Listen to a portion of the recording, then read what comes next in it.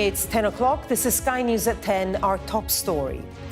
The Prime Minister recalls MPs to Westminster as the government seeks approval for a plan to prevent the collapse of British Steel's plant in Scunthorpe. We will pass emergency legislation in one day to give the Business Secretary the powers to do everything possible to stop the closure of these blast furnaces. We'll be live in Scunthorpe, where current and former steel workers are calling on the government to nationalise the troubled company. If the government don't step up and nationalise British Steel in Scunthorpe, the business turns us back down to the Stone Ages. Also tonight, Donald Trump's envoy pictured shaking hands with Vladimir Putin for the first time. Mr. Trump tells Moscow to get moving on a peace deal with Ukraine. An investigation begins into what caused the helicopter crash in New York, killing a tech executive and his family. Plus, Salah strikes a deal. The Liverpool superstar signs up to stay at the club for another 2 years. And we'll take a first look at tomorrow's front pages in our press preview from 10:30 right through to midnight.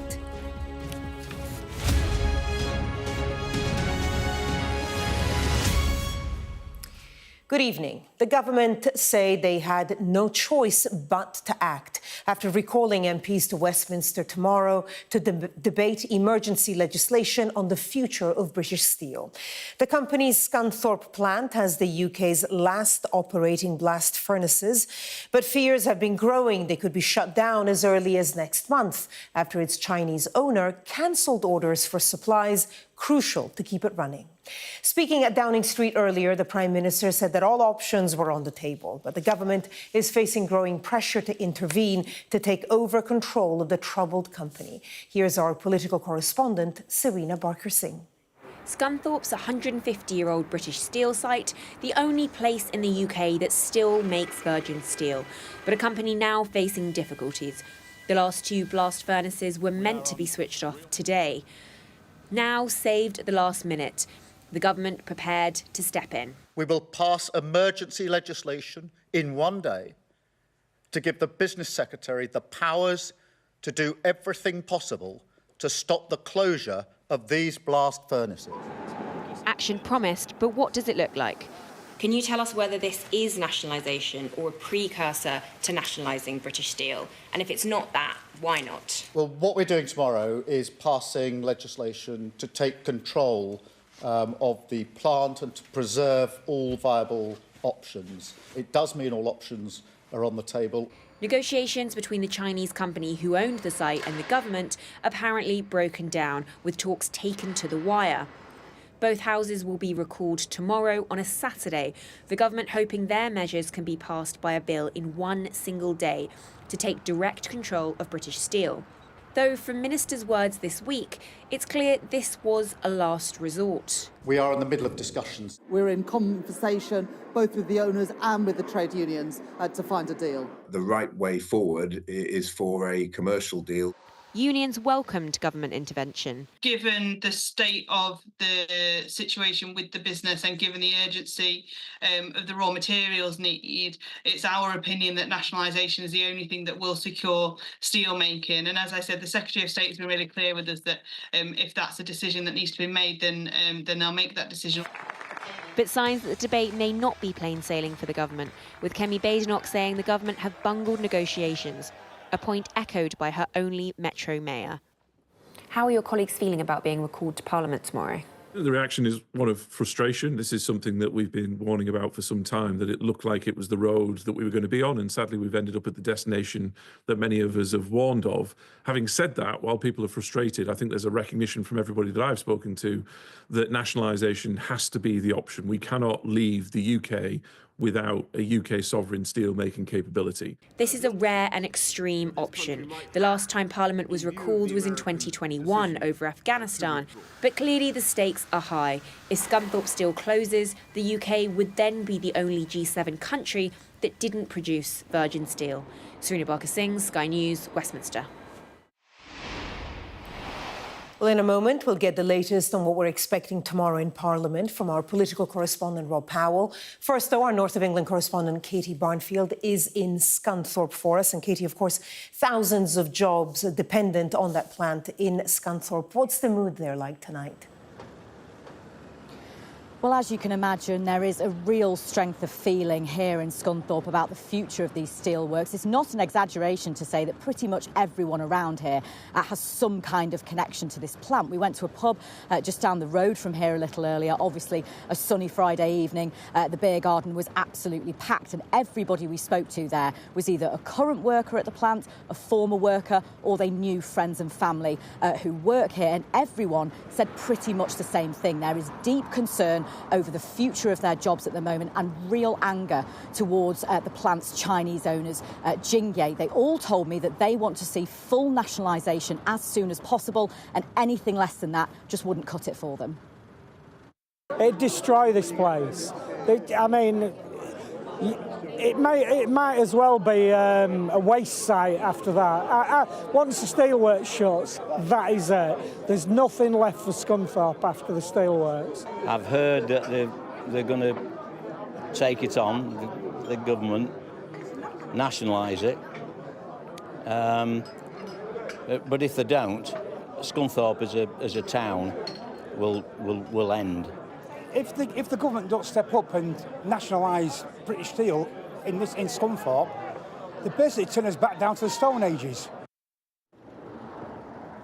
Well, of course, you have to think it's not just the jobs directly at the plant that are at risk. The whole town here really relies on business from the steelworks, from the workers who come here every day. Shops, cafes, restaurants, bars who just would not have the same level of trade if they didn't have custom from the employees who come here. Of course, it's very, very rare as a move for Parliament to be recalled, especially on a Saturday. So that gives you a sense of just how seriously they are taking this. As you heard just then, there is still quite a lot of scepticism among the workers here at the plant, but they are at least now hopeful that their jobs can be saved. So that's the mood in Scunthorpe. Let's go to Rob Powell in Westminster for us. Rob, how are we expecting things to play out in Parliament tomorrow? Well, Barbara, I'd say by this time tomorrow, the boss of the Scunthorpe Steelworks will basically be the Business Secretary, Jonathan Reynolds. This is an extraordinary move that will give him the power to order in supplies, to give orders to British Steel staff, and crucially, to keep the blast furnaces open. It will cost the taxpayer how much, we don't quite know, but this is a site that's estimated to be losing £700,000 a day. There's also, I think, clear frustration in government at how the negotiations with the Chinese owners of this firm have played out. The business secretary saying today that Jingye had not been forthright throughout the process. Now, the reason why the government have been forced to act and forced to call MPs back during the Easter recess is because when you turn blast furnaces off, it's very hard to get them going again. So if these furnaces have been switched off, that would have been game over. This basically buys them more time to find a permanent solution. I think it's looking increasingly likely that that permanent solution might be full nationalisation, but they haven't ruled out trying to find another commercial partner to work with. We've also had questions raised about other plants across the UK, though. In Wales, politicians asking why nationalisation wasn't on the table for the Port Talbot Steelworks. Tonight, a Labour MP in Scotland saying the Grangemouth oil refinery should be nationalised as well. The government reply to all of that is essentially that those are different cases. I think the situation with British Steel is being shaped by domestic and international politics. I think it would be politically intolerable, frankly, for Labour to shut down the UK's last two remaining blast furnaces and lose thousands of jobs in the part of the country that they had promised to breathe new life into.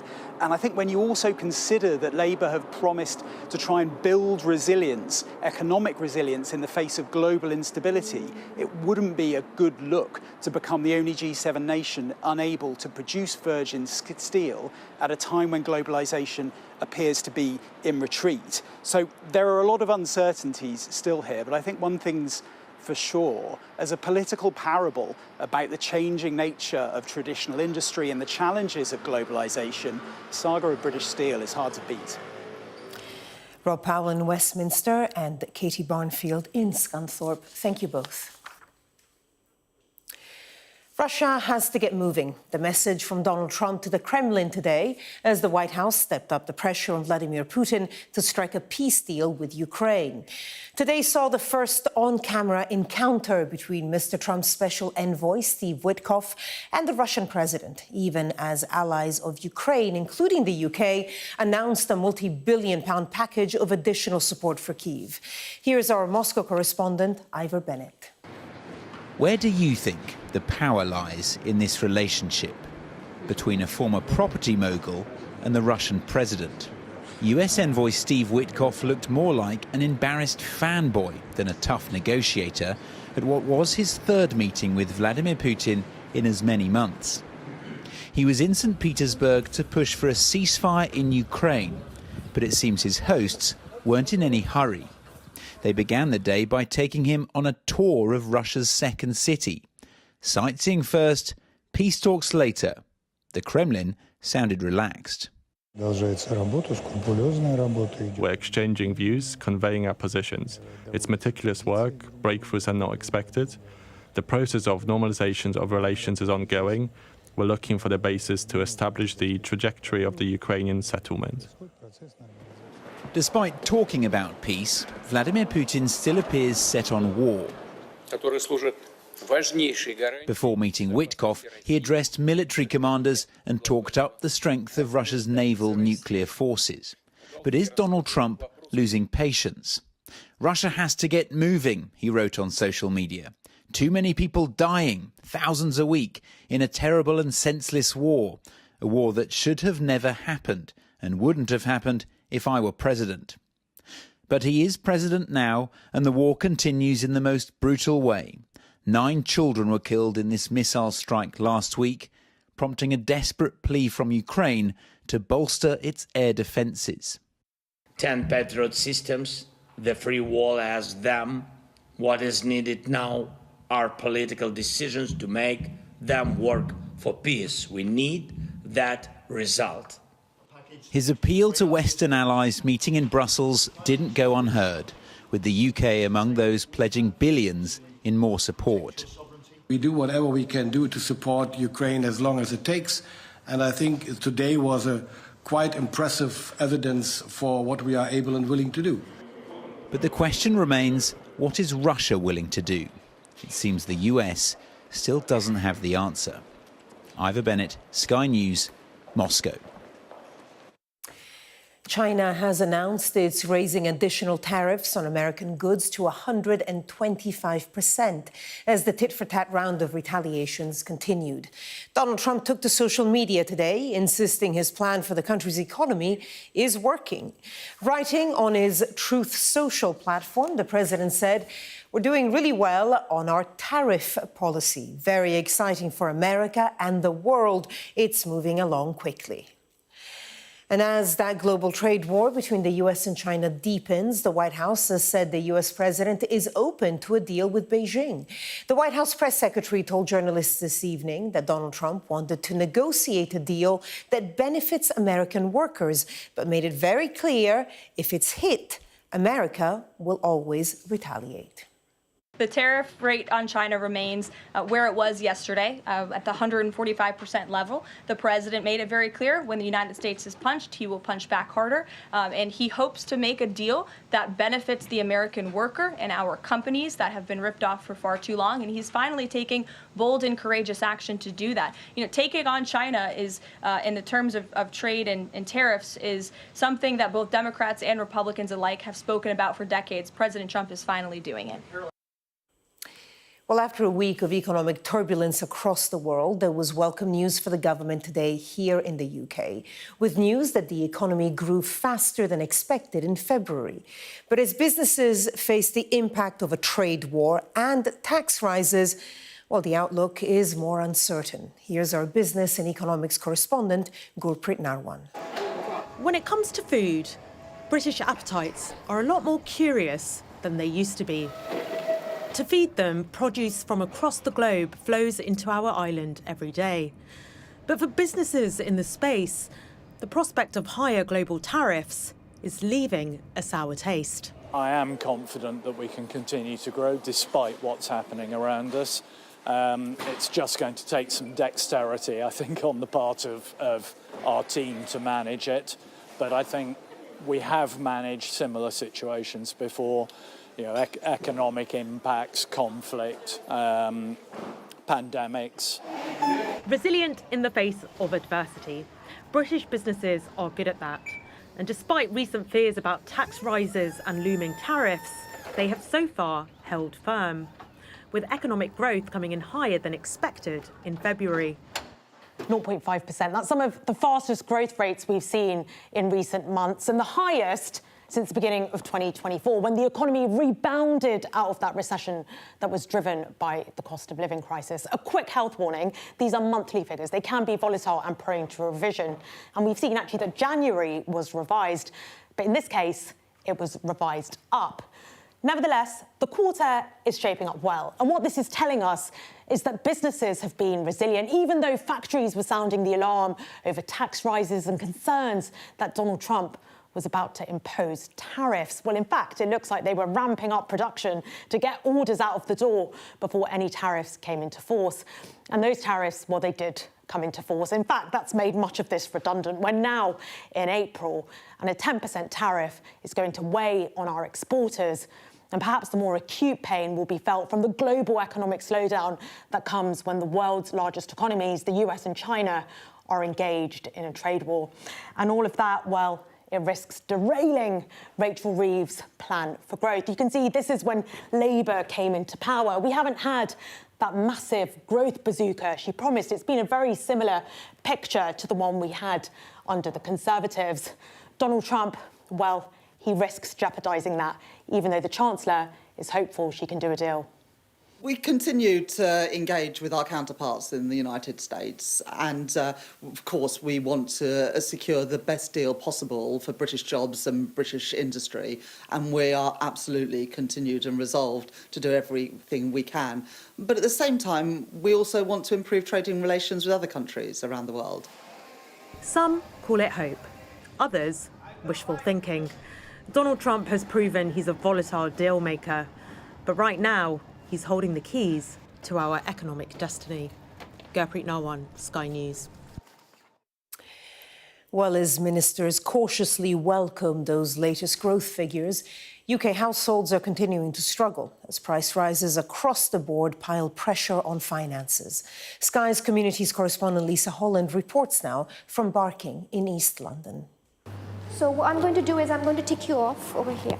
The food bank isn't supposed to open until midday, but some come early, anxious the supplies will dry up before they've got what they need. Some spices, pasta, oil. This woman brings a suitcase, taking as much as she can to get her through the week. Can I take Yeah, of course. Ada's story is common. Her accommodation is provided by the local authority, but after paying bills, says she's left with very little to live off. It's very difficult, extremely difficult. £99 in a month for bedding, pillows, something, so many things you need for the house. We came here exactly 3 years ago to talk to people about the cost of living when the issue was described as an emergency situation. We've come back to find out if people think things have improved. In fact, they tell us they think the cost of living has got worse. She can do basic communication, just very basic. But if she wants to stand up for her rights or she wants to advocate her case, then Broken English, no proper grammar, no. Aunt Devi, as she's known, came to the UK 20 years ago from Kuwait.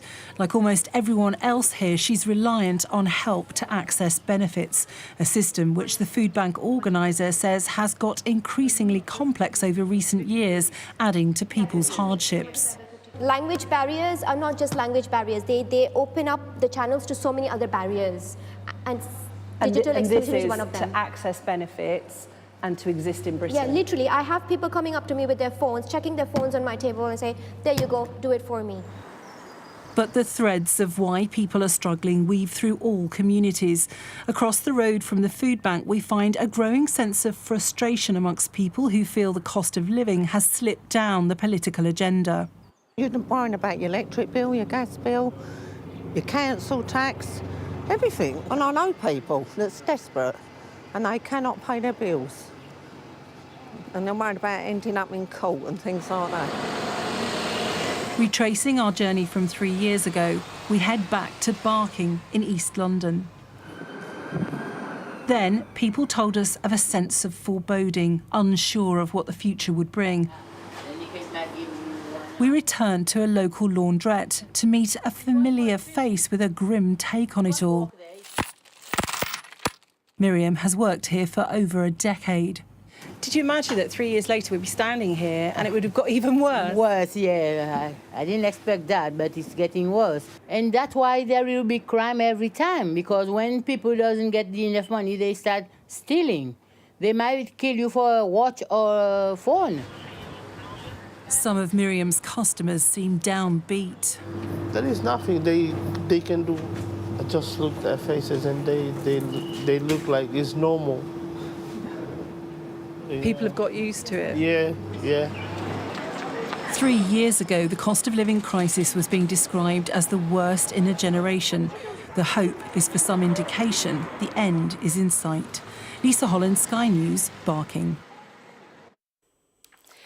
Officials investigating a helicopter crash in New York yesterday evening say that it broke apart mid-air before plunging into the Hudson River. The pilot and the family of 5 Spanish tourists on board were all killed in the crash. It emerged tonight that one of the girls on board would have celebrated her 9th birthday today. Sky's David Blevins reports. A skyline tour of New York gone horribly wrong. This is the moment a helicopter appeared to break apart mid-air before hitting the Hudson River at deadly speed.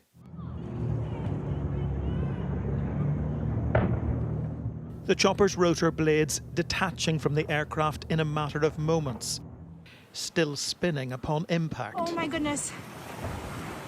Oh my gosh. We do not have a preliminary cause. That takes time. We are looking for the main rotor and the tail rotor right now. The victim's Spanish tech executive, Agustin Escobar, his wife, Mercè Camprubí Montal, and their 3 children, along with the helicopter's pilot.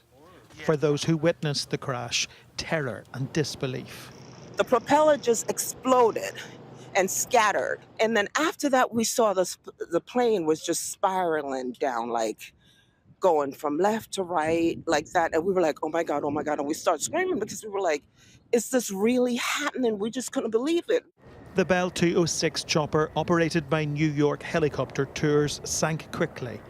Divers worked to retrieve the victims, 2 of whom died later in hospital. Questions now about how this could have happened. How did you feel when you saw what had happened last night? I felt really emotional and reflective, because the truth is we never know when it may be our turn, right? Mafalda was on a New York Helicopter Tours flight only 3 weeks ago. Helicopters in general aren't the safest means of transport. Right? There is always the level of risk. I enjoy, but it's very dangerous. We never know when something might go wrong. This is just the latest in a series of aviation disasters in the United States. An investigation now underway into yet another tragedy in America's skies. David Blevins, Sky News. Former Prime Minister Rishi Sunak's resignation honours list has been published. Among those given peerages are Michael Gove, the former Secretary of State for Levelling Up, former Transport Secretary Mark Harper, Simon Hart, former Chief Whip, and Victoria Prentice, the former Attorney General. And the former Home and Foreign Secretary, James Cleverly, has been awarded a knighthood, along with former Chancellor Jeremy Hunt, former Defence Secretary Grant Shapps, and Mel Stride, the current Shadow Chancellor. The cricketer James Anderson and filmmaker Matthew Vaughan have also been knighted. Women with advanced breast cancer will soon have access to a breakthrough drug approved for use on the NHS, which could slow or even stop the spread of cancer cells. Sky's Katerina Vitozzi has been speaking to one of the recipients of the drug, and she sent us this report.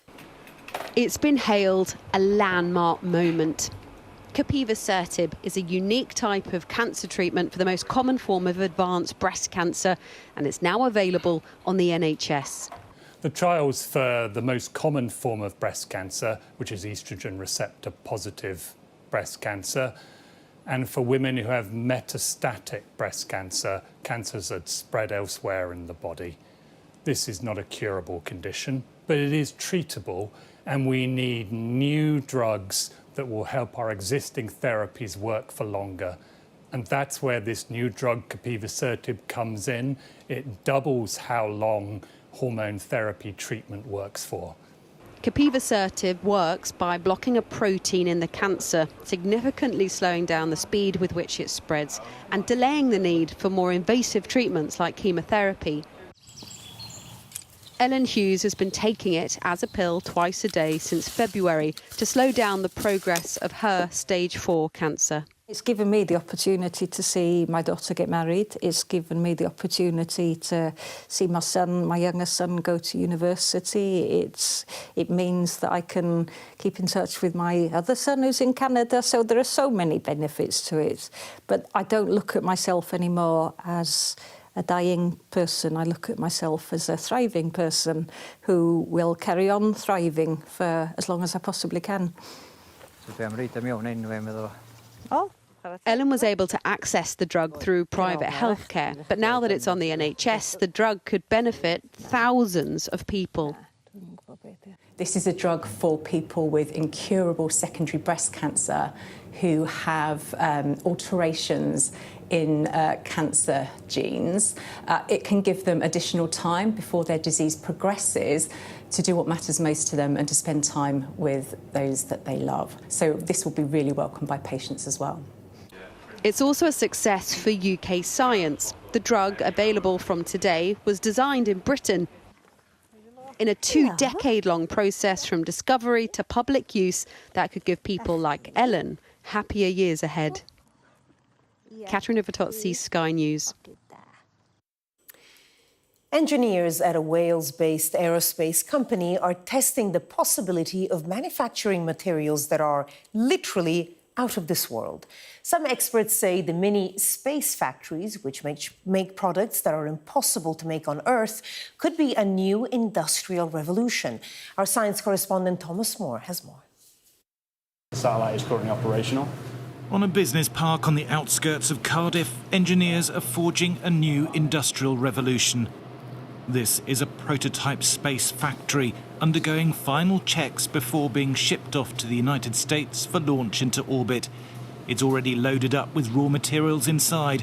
It will use the microgravity and vacuum of space to make crystals for a new generation of super-efficient semiconductors, the electronic chips found in almost every bit of technology you can think of, and they could halve the energy consumed by devices. In the UK alone, we're talking more than billions of pounds being saved in energy bill alone. So, for example, like the 5G network, roughly more than £1 billion in energy cost a year. All of those applications feed into things like artificial intelligence, quantum computing, and all the way down to people using ChatGPT at home. This is the next industrial revolution, but it's in space. It's not on Earth. Such high-performance semiconductor materials could be worth £45 million a kilogram. This mission is all about testing the technology. If it works, the next time they do it for real, bringing the satellite back to Earth with its precious cargo. They've already tested a heat shield made from a secret material. This is the heat shield down here. It's a test material, not the real thing. But the idea is that it's folded up origami style so it doesn't take up too much space. But then when it's needed, it opens up like an umbrella to about that size. And that will protect the satellite from the intense temperatures that are coming through the atmosphere, but also helps slow it down, a bit like a badminton shuttlecock from 17,000 miles an hour. So it splashes down in the ocean at just 20. At the UK's Satellite Applications Catapult, they're testing robots to build structures in space, alongside orbital factories making medicines and metal alloys. It's a mind shift in what's possible. We can communicate from pretty much anywhere on Earth now using satellite technology. There's an opportunity now to think about how we use space in a different way, and the unique environment that space provides us with, that microgravity environment, means we can do things in space that we just can't do on Earth. Space Forge started with 2 blokes in a garage not even big enough to park a car. It sounds like a story from Silicon Valley, but this is Wales, and they're going to space. Thomas Moore, Sky News in Cardiff. Liverpool forward Mo Salah has ended the uncertainty about his future by signing a new deal with the club. Salah's had another strong season, scoring 27 Premier League goals, but his contract was due to run out at the end of the season, and he'd hinted he could leave. Well, he's now committed to another 2 years, which means he will have spent a decade on Merseyside. Of course, I'm very excited. We have a great team now. Before also we have a great team, but I'm assigned because I believe the team can win trophies, and with the support of the fans and the city and the support they always give us in the games, that I believe we can win many trophies in the next years. Well, that was Sky News at 10. Coming up, we'll take a first look at tomorrow's papers in the press preview. Tonight, we're joined by the political commentator Benedict Spence and the Daily Mirror columnist Susie Boniface. Great to see you. Among the stories we'll be discussing, this on the front of The Guardian: Parliament recalled in bid to save British steel. We'll be right back.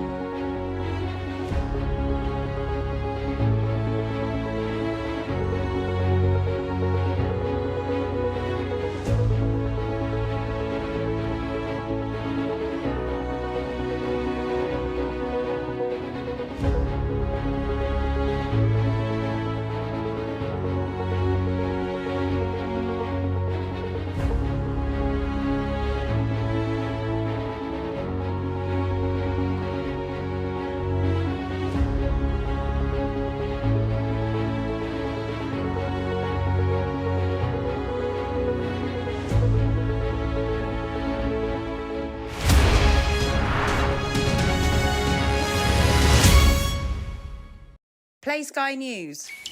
From the Sky News Centre at 7. Now that you're up to date, we can go into a bit more detail. Things can change incredibly quickly. Taken by surprise. Have you ever known a moment like this in British politics before? Yes. Cheers. We'll start with breaking news. Let's get the latest on the ground. So, by the end, we'll hopefully all understand what's going on in the world just that little better.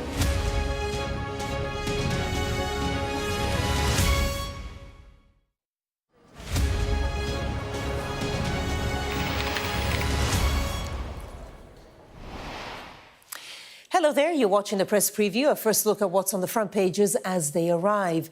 It's time to see what's making the headlines with the political commentator Benedict Spence and the Daily Mirror columnist Susie Boniface. They'll be with us from now until just before midnight. Great to have you.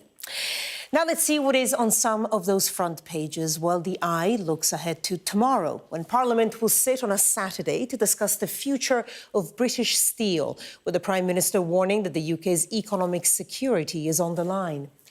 The Guardian also reports on the emergency legislation, reporting it paves the way for a likely nationalisation of the company.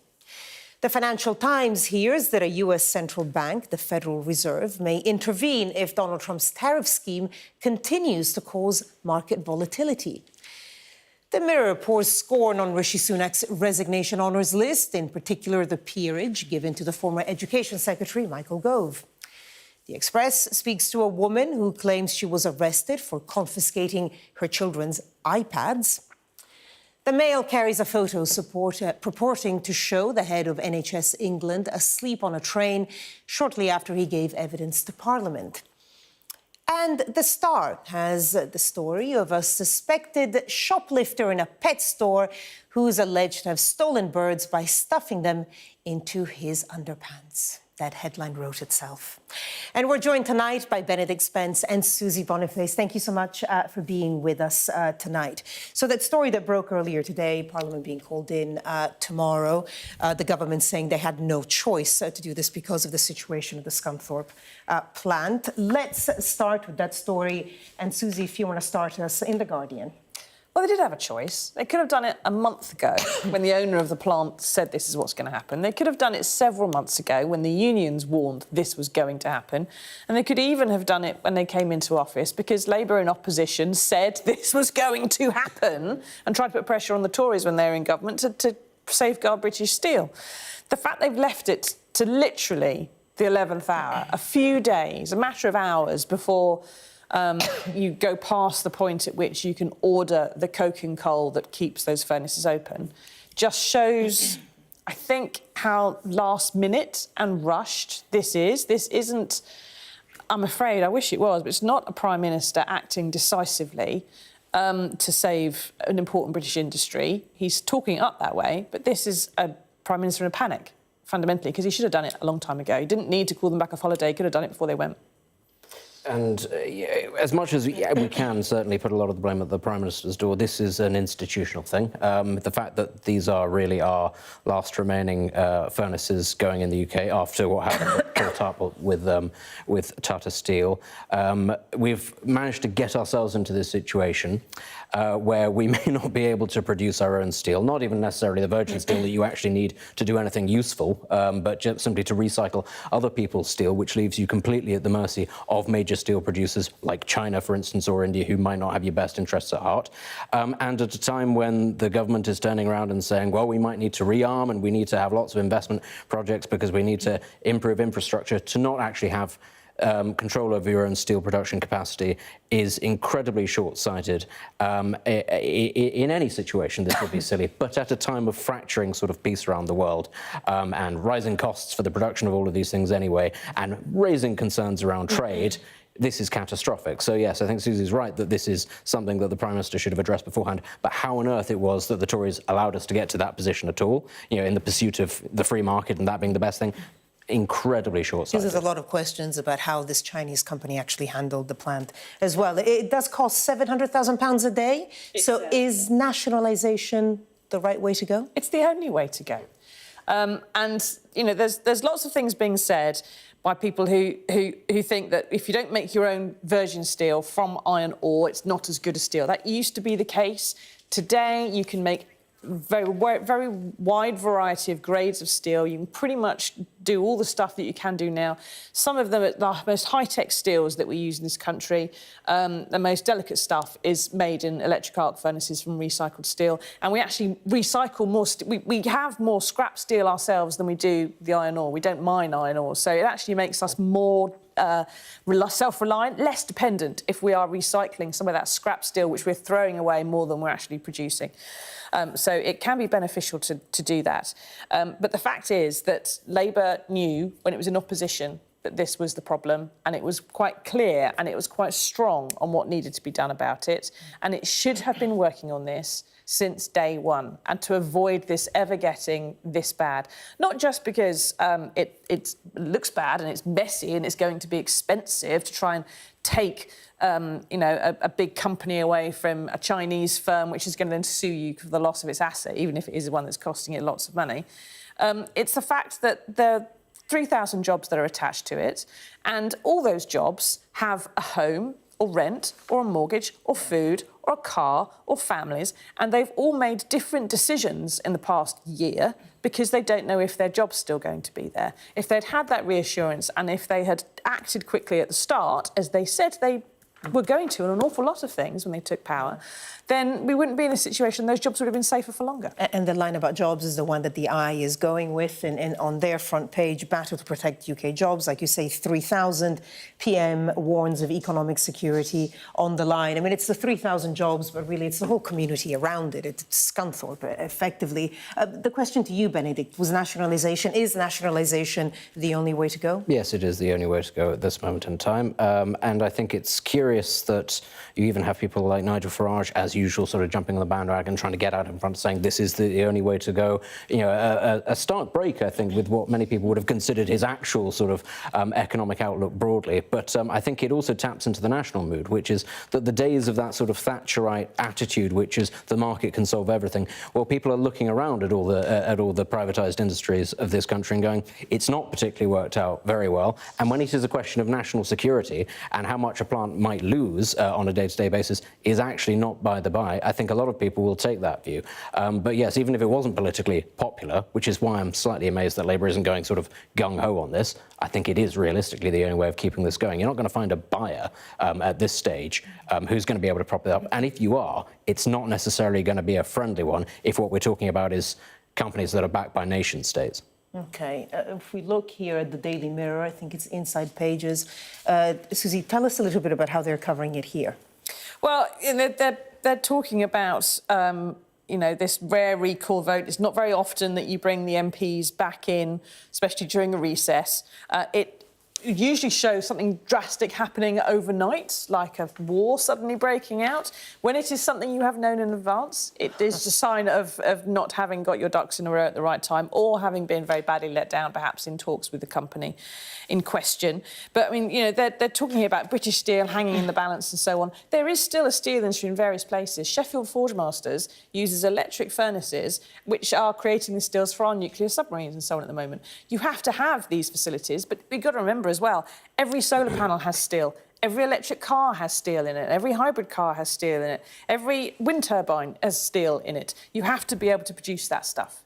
And there will be a carbon cost to it. There always is. But you can't go completely green with it, but you still need to have the steel. And that's the most vital thing. I think that repeated governments from, I think I can recall at least the coalition era, just thought this wasn't an issue and they could push it down the road and someone else would deal with it.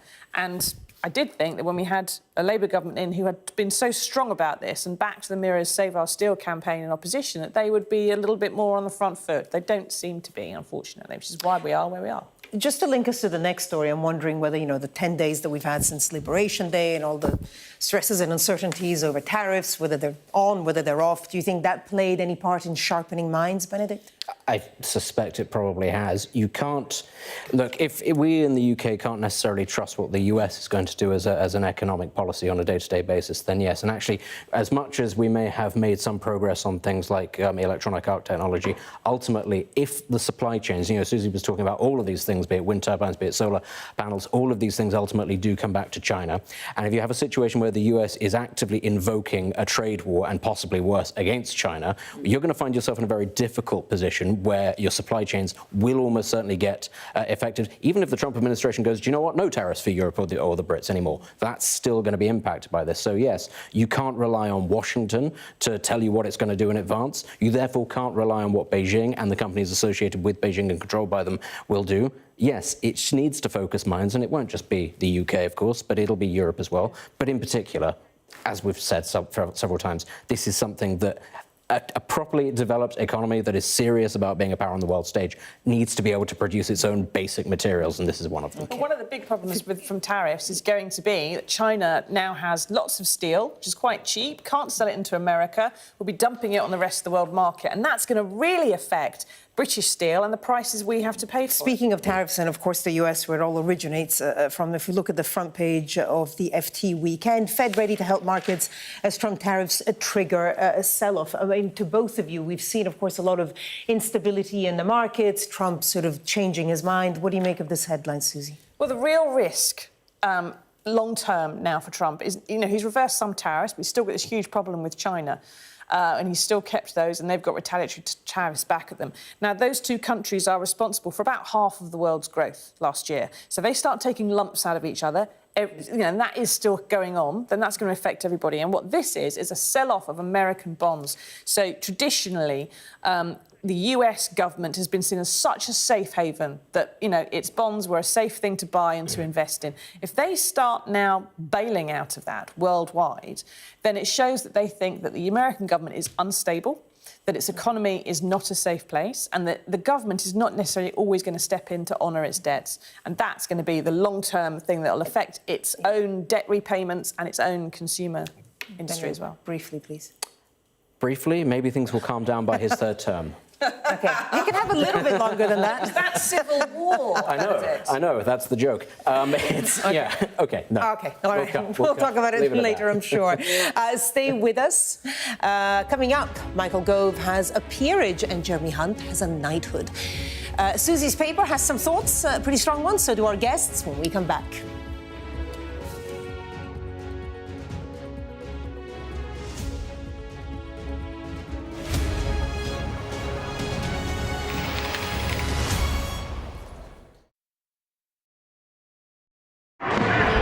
Paris reverberated to the sights, sounds and smells of conflict. There's a focal point to all this anger, and that is Emmanuel Macron.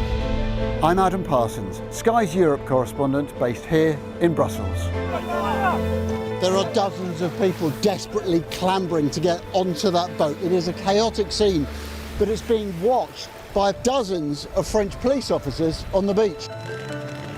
I've reported on migration across Europe, close up on the ground, understanding that sense of desperation and meeting the criminal gangs behind it. This old fishing boat set off from the Libyan port of Tobruk. There were 606 people who were on board. So we've been distributing life jackets to all the people on board this boat, and now the first person is coming on board. This is the ugly side of Italian football. In Italy, everything is really organized. Football's problems with hooliganism, racism were just dormant, and now they're back and they're getting worse. We cover so many countries, languages and cultures and work hard to gain trust to bring you the full story first. Help is slowly reaching these places. It's not just homes, but whole streets like this one that have been reduced to rubble and dust. This is a picture of destruction. Everywhere you look in this mountaintop community, there is absolute devastation. These are the settlers in waiting, keen to start a new life, to annex Gaza for Israel. The least we can do is just kick them out of our land. Gaza, which is just 2 miles in that direction, is under attack again.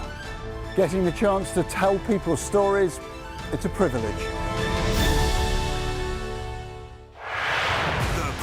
Run-In is live on NBC and Peacock with the final sprint for European qualification. That is massive! Saturday, it's North versus West in a London showdown.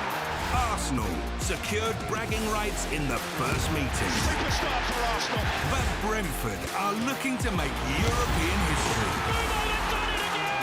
This is the Premier League Run-In, live on NBC and streaming on Peacock.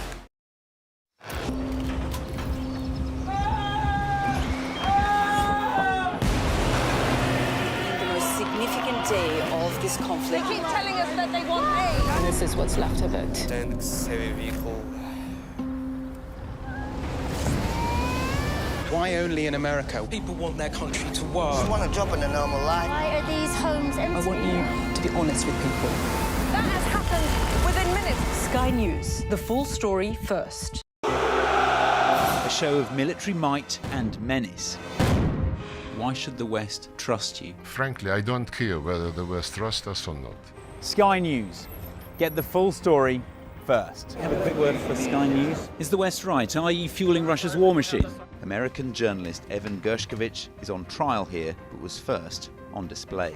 I'm Ivor Bennett, Sky's Moscow correspondent.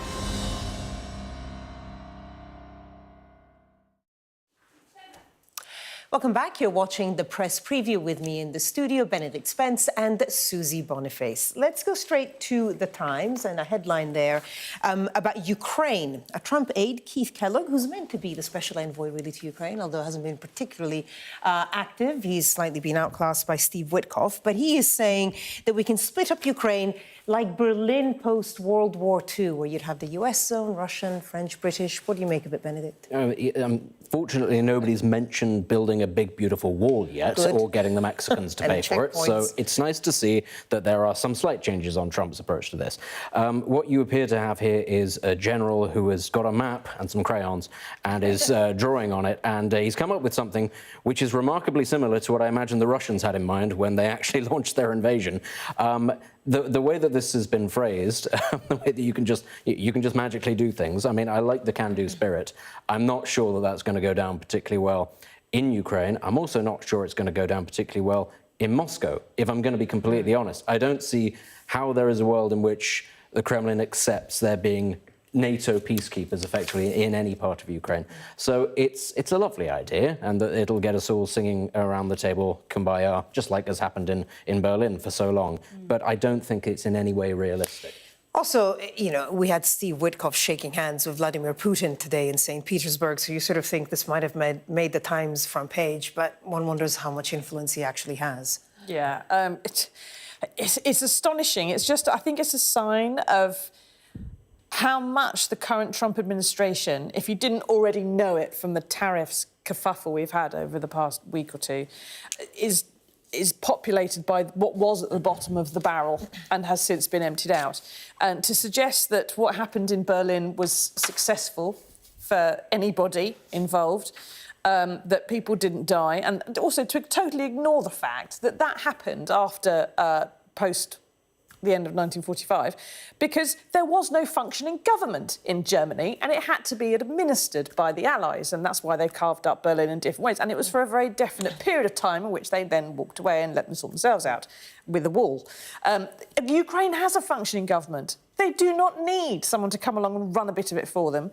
And it says in here, it suggests that Ukraine's big enough to take several armies in it. I mean, it just makes me think of a general who's got a map and a little stick with little people who's pushing things around. And wants with to be crayons, like we've had sticks. The 19th century all over again. Let's just carve things up and everything will be right. Do you know what the key thing here is? The complete absence of US peacekeepers. So actually the major force in NATO, the major world power when it would come to this sort of thing, is conspicuously absent. So actually how viable this would be without US military support, which Donald Trump is very keen he doesn't want to give, it can't exist. OK, we've got 90 seconds left. Let's look at Rishi Sunak's honours list, front page of the Daily Mirror.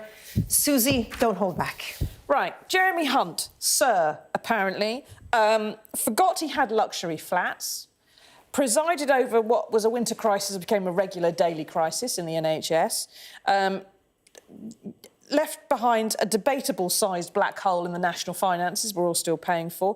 James Cleverly, now a Sir. No one can think of anything that he's done apart from possibly making an ill-advised rape joke at one party and starting the deal of the Chagos Islands. And then we've got Lord Michael Gove, levelling up himself into the House of Lords while knocking 4% off GDP with Brexit.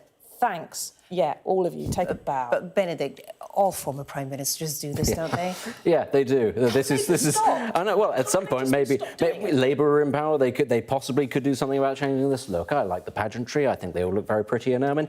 But I largely agree that the last government was not particularly spectacular. But hey, you got to give these peerages out to somebody. You can't just leave them on the table. Otherwise, you end up giving them to people who give large, sizable, questionable political donations, and we don't possibly want that. Okay. We're going to leave it there. Susie Boniface, Benedict Spence, stay with us. We'll talk about this more in the next hour. Now let's take a look at the weather.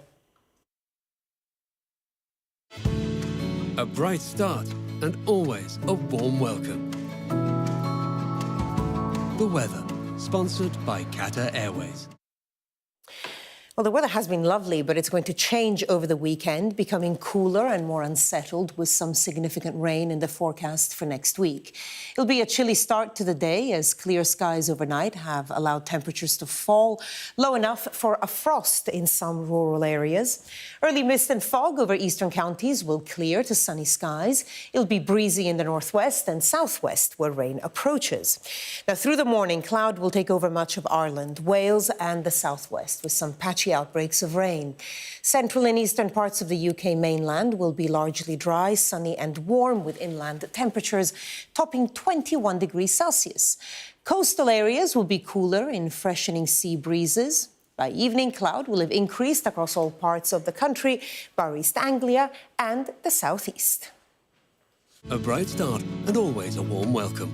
Qatar Airways sponsors the weather.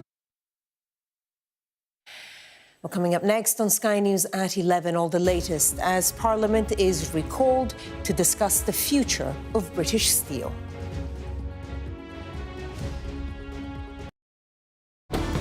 Jubilation in the streets, while some emotional. This is a political victory for Prime Minister Modi and his Hindu Nationalist Party. I'm Neville Lazarus and I'm Sky's reporter based in Delhi. Companies like these are helping India in its trajectory to be a serious player in space exploration. Sky News, get the full story first.